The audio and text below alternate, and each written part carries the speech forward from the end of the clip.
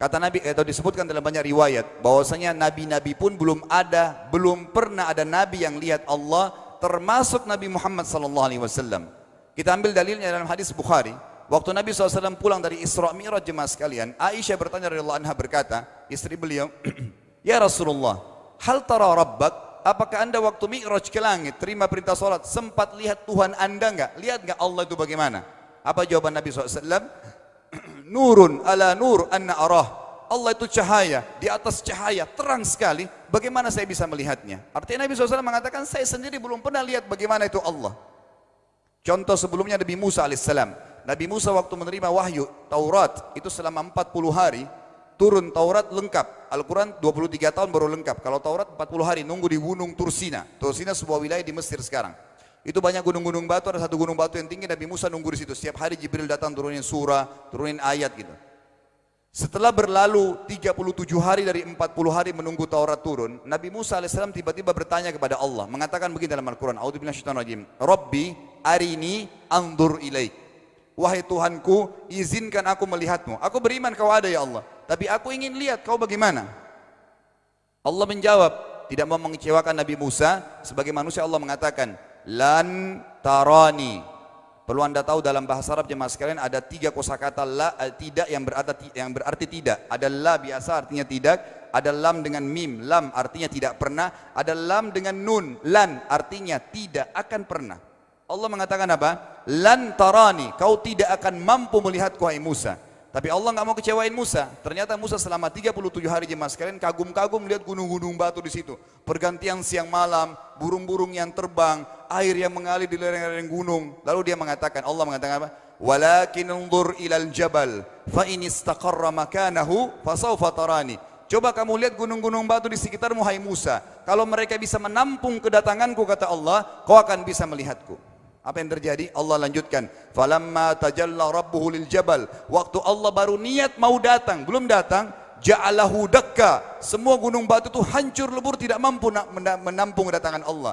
Wa kharra Musa sa'iqa. Lalu Musa pingsan tiba-tiba. Waktu Nabi Musa bangun, langsung ucapkan kalimat, amantu billah. Saya beriman pada Allah.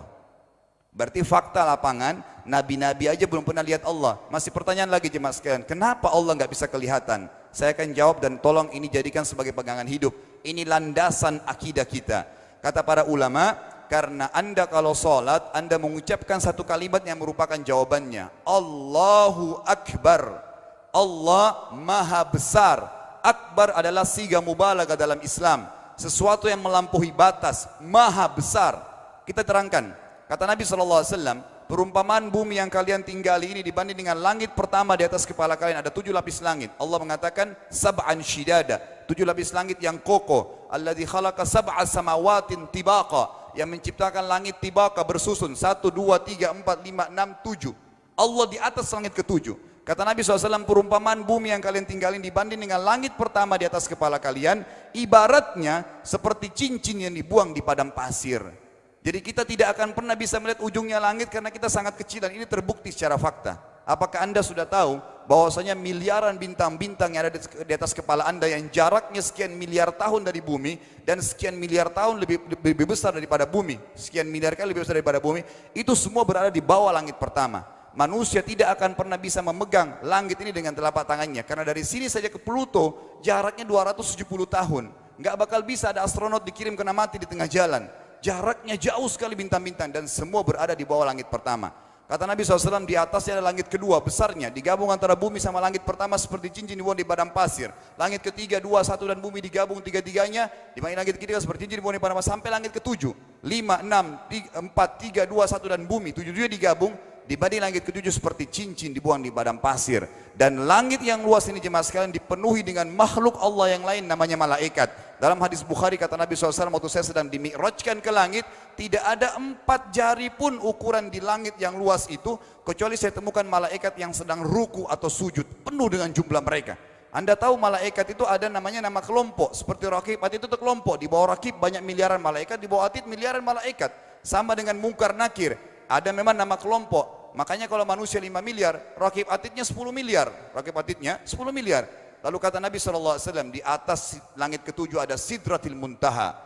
Besarnya digabung antara 7 lapis langit dan bumi. 8 hanya seperti cincin di bawah di padang pasir.